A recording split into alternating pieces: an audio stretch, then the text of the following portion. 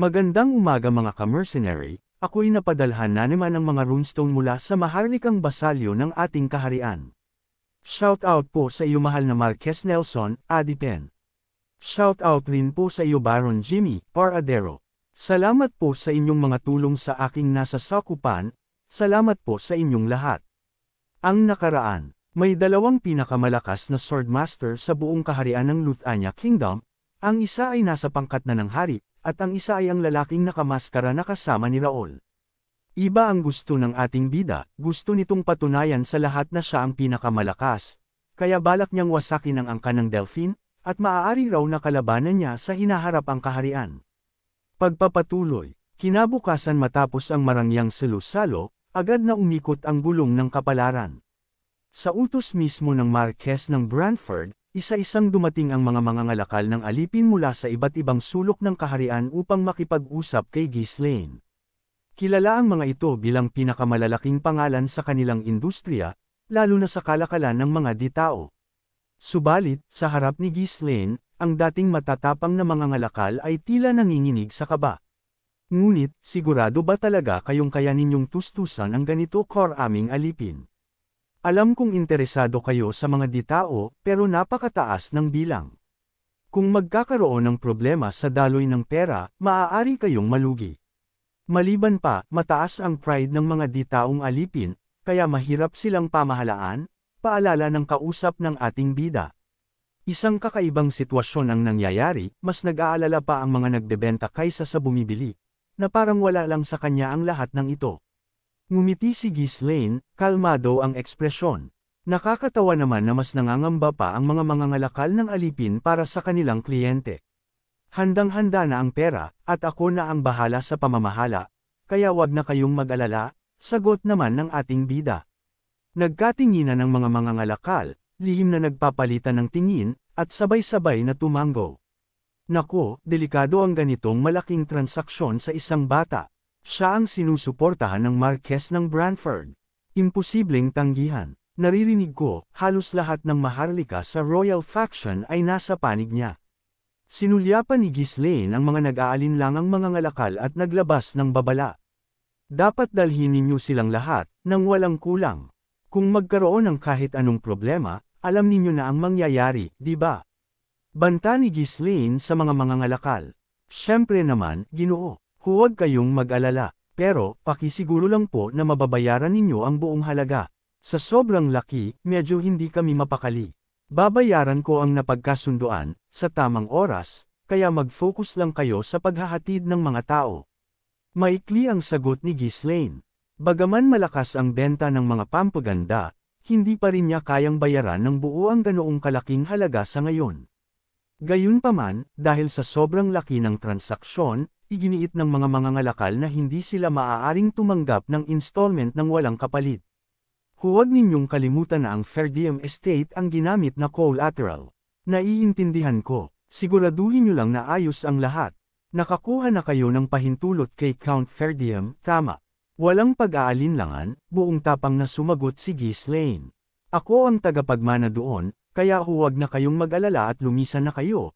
Sagot ng ating bida, na mukhang hindi ito alam ng kanyang ama. Naiintindihan po, ihahanda na namin ang lahat sa lalong madaling panahon. Magkikita na lang tayo sa estate, sagot ng mga mangangalakal. Oh, at huwag ninyong kalimutang ipadala agad ang mga elf. Lalo na ang binanggit kong mga dwarf. Siguraduhing ligtas siyang makakarating. Anuman ang mangyari, mahigpit na paalala ng ating bida. Oo po, iuuna po namin yan, sagot ng mga ito. Mabuti. Hindi naman ako aalis sa malayo. Umalis ang mga mangangalakal na puno ng pag-aalinlangan. Sumpa, kung may mangyaring masama, kailangan naming magreklamo sa Marquez ng Branford at panagutin siya. Pero makikinig ba siya? Hindi ba't yung estate na collateral ay nasa maladesyertong bahagi ng Hilaga? Sumasakit ang ulo ko sa pag-iisip pa lang na benta-bentahan ang isang iyon. Nabenta ko na ang lahat, dapat ay masaya ako, pero bakit parang hindi ako mapakali? Sabi ni Belinda, habang paalis ang mga mangangalakal, si Belinda ay tila nabalisa, mamulong siya. Kapag nalaman ito ni Count Fair Diem, siguradong hihimatayin siya. Ayos lang yan. Palagi namang nasa alanganin ang aking ama, kahit wala ako. Malalim na bumantong hininga si Belinda at umiling. Ang bumili ng mga alipin ay isang magandang bagay. Pero paano naman ang mga immigrant? Ano naman ang problema sa kanila? Pinag-uusapan natin dito ang libo-libo, marahil higit 10,000. Kailangan nating tustusan ang kanilang mga pangunahing pangangailangan hanggang sa makapag-umpisa sila, at napakalaki ng magagastos para dyan. Ayos lang. Nakita mo naman ang lumalagong trigo roon. Kaya natin yan. Ano, sa tingin mo ba ay mabubuhay ang mga tao sa tinapay lang? Paano ang lahat ng iba pa? Totoong malaki ang magagastos sa simula habang sila ay nagsisimula. Pero kapag dumami ang tao, mabilis na bubuhay ang pamilihan. Hindi mali ang kanyang sinabi. Ngunit magiging posible lamang iyon kung malulutas ang mga pinagbabatayan na issue. Saan kukuha ng pera ang mga taong biglang inilipat para pumunta sa pamilihan? Anong trabaho ang maaari nilang gawin? Kailangan nilang magtrabaho para kumita at saka gumastos. Ang mga taong nangangailangan ng agarang pera ay maaaring magtrabaho sa mga proyekto ng pagtatayo sa paligid ng estate, tulad ngayon. At ano, gagawin kong sundalo ang lahat ng mga lalaking may kakayahang maglingkod. Ang ating estate ay kulang sa nakatalagang hukbo. Sa ganitong paraan, walang magiging problema, tama. Ano, si Belinda ay natigilan. Ang sinabi niyang gagawing sundalo ang sinumang walang ginagawa. Ito ay isang bagay na nasa ibang antas. Hinayla niya si Claude at nagtanong, may katuturan ba iyon? Talaga bang gagana iyon? Tumango si Claude. Ito ay isang matapang na ideya, ngunit may posibilidad na mangyari. Sa panahong ito, marami ang handang maging sundalo kung bibigyan lang sila ng pagkain at matitirhan. Ang tanging dahilan kung bakit hindi ito sinubukan ng iba ay dahil wala silang sapat na pera. Kung ipupuhunan natin ang lahat ng kita mula sa runestones at mga pampaganda, posible ito.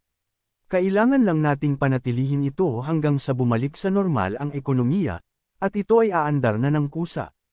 Ngunit ano? Ang problema, uubusin natin ang lahat ng pera sa oras na kitain natin ito. Sa loob ng ilang taon, magiging napakahigpit ng pananalapi.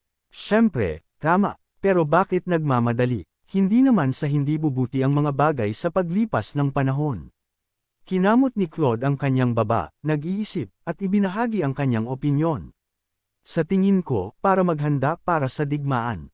Digmaan, pasigaw na tanong ni Belinda, at mabilis niyang tinakpan ang kanyang bibig sa gulat. Ibinaba niya ang kanyang boses at muling nagtanong, digmaan. Kanino? Sino ang darating, at bakit? Maraming lugar ang maaaring umatake. Baka maghiganti si Count Desmond dahil sa nangyari noon, o baka ibang mga estate ang magtangka sa atin. Tumaas ang kilay ni Belinda at nagtanong, si Count Desmond, oo, pero bakit ang iba pa? Dahil sa supply ng pagkain. Sa ngayon, sinisikap nating panatilihing sarado ang estate hanggat maaari, ngunit sa huli, kakalat ang balita tungkol sa biglaang pagtaas ng produksyon. Kapag nangyari iyon, mas maraming tao ang susubok na samantalahin ito. Tama, naghanda tayo para sa digmaan dahil sa parehong dahilan noong una nating nakuha ang runestone. Tumango si Claude at sumulyap kay Ghislaine, ibinaba ang kanyang boses. Sigurado akong tama ako. Hindi naman ganoong klase ang kamahalan na bigla na lang aatake ng walang dahilan, di ba? Siyempre, hindi ganoon ang ating batang kamahalan, sagot naman ni Belinda. Nako, ang pag-atake ng walang dahilan ay magpapabago sa kanya na isang bastos. Bagay naman sa kanya, hahaha. Naririnig ko kayo, ano ta, bastusan na. Nagkunot-nuo si Ghislaine at sinama ng tingin si Claude. Si Claude, na tumatawa at nakikipag-usap kay Belinda, ay napapikit sa tingin ni Ghislaine at mabilis na lumayo. Kinagat ni Ghislaine ang kanyang dila at bumalik sa kanyang malalim na pag-iisip. Masyadong masikip ang budget. Sa ganitong estado, magiging mahirap simulan ang susunod na plano. Hindi ko rin maaaring ibenta ang lahat ng runestones, dahil may iba akong gagamitan sa mga iyon. Ang susunod na plano ay nangangailangan ng napakalaking halaga, ngunit sa kasalukuyang bilis, aabutin ng napakatagal bago makalakam ng pondo. Kailangan kong humanap ng paraan para makakuha ng malaking halaga ng mas mabilis. Matapos ang mga pagpupulong sa mga mangangalakal ng alipin, wala nang dahilan upang manatili pa sa kapital. Ang benta ng mga pampaganda ay matatag na, kaya binalak niyang bumalik sa estate at maghanap ng ibang paraan para kumita. Maliban na lang kung magkaroon ng di inaasahang pangyayari. Sa kabilang banda naman, sa Crow Mansion. Hoy, umalis ka sa daan. Ay, nauna ako dito. Umalis ka na, ngayon na. Ang pasukan sa Crow Mansion ay punong-puno ng mga mamimili na dumarating upang bumili ng mga pampaganda. Mula nang matapos ang salo-salo, patuloy na dumarami ang mga bisita. At sa huli, umabot ito sa punto kung saan hindi na nila maaaring papasukin ang lahat. Nabalitaan niyo na ba? Gumaling daw ang anak ng Marquess ng Brantford dahil sa Baron Fenris. Sabi-sabi, lahat daw iyon ay dahil sa bagong produktong pampaganda. Nako, kailangan kong makakuha niyan agad. Kumalat ang balita na parang apoy sa tuyong damo. Hindi lang ang mga maharlika sa kabisera ang nakarinig, kundi pati na rin ang mga lokal na kamahalan at mabilis na mga ngalakal mula sa malalayong lalawigan. Nagunahan silang dumagsa sa mansyon. Sa simula, ang mga utusan lang ng maharlikang pamilya ang dumarating, kaya medyo kontrolado pa ang sitwasyon. Ngunit nang magsimulang dumalo ng personal ang mga walang pasensyang maharlika, lalong lumala ang kaguluhan. Ito ay mga taong hindi kailanman pumila o naghintay sa buong buhay nila. Tila, ano iyon? Nakakain ba iyon? Sino ang nangahas na hamarang sa aking dadaanan? Sa isang sigaw mula sa isang maharlika, ang mga utusang nakapila ay nanginginig sa takot at nagkakalat. Ngunit mananahimik ba ang mga maharlika kapag narinig na pinalayas ang kanilang mga utusan? Dahil dito, nagsimula ang isang masamang sigalot, may maharlikang darating, palalayasin ang mga utusan, at pagkatapos ay susundan naman ng kanilang mga amo, na paulit-ulit na gagawin ang parehong proseso. Sinubukan ni Claude na sumugod at kontrolin ang dami ng tao, ngunit wala itong epekto.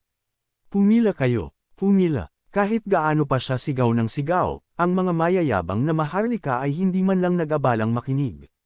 Mas madali sana kung may malinaw na pagkakaiba sa ranggo, upang may pila sila ng naaayon. Subalit, sa mga maharlikang may parehong katayuan at impluwensya, walang silbi ang paraang iyon. Sa pagtitipon ng mga maharlika mula sa buong kaharian, walang punto ang pagsubok na paghiwalayin sila sa pamamagitan ng ranggo. Ang ilan sa mga mas mababang ranggo ay nagsimulang magsisigawan at magkatinginan, nag-aaway sa salita. Hoy, nauna ako dito. Anong pinagsasabi mo? Nauna ako sayo. Naiwan mo ba ang mata mo sa bahay? Anong sabi mo? Alam mo ba kung sino ang kinakalaban mo? Kung haharangan mo ako, hindi ito palalampasan ni Count Boyer. Ha? At sino ka para magbanggit ng pangalan? Umalis ka na riyan maliban na lang kung gusto mong makipag-usap kay Count Bromson.